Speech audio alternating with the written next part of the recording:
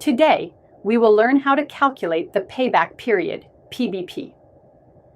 The payback period represents the time it takes for an investment to recover its initial cost through generated cash flows.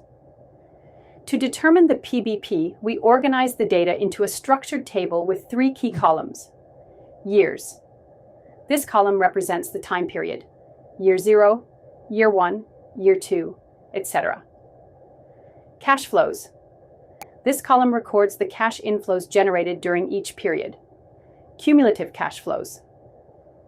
This column accumulates the cash flows over time to track the recovery of the investment.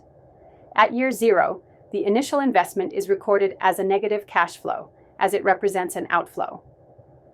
From year 1 onward, each year's cash inflow is recorded in the cash flow column. The cumulative cash flow column is updated by adding the current year's cash flow to the previous cumulative total.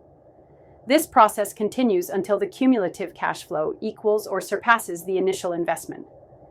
If we have cash flow data for 3 years, we continue accumulating the values until the investment is fully recovered.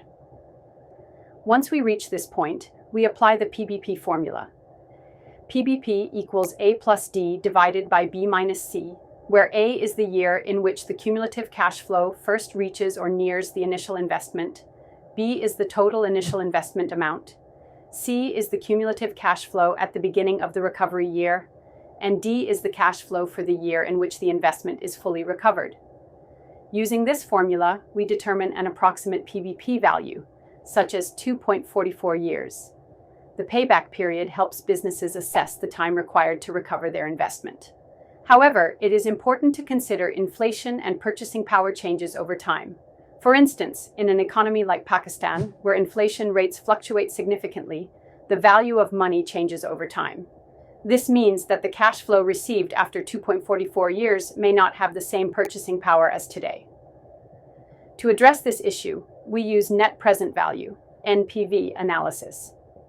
NPV helps in determining the actual worth of future cash flows by discounting them to present value, considering inflation and the time value of money.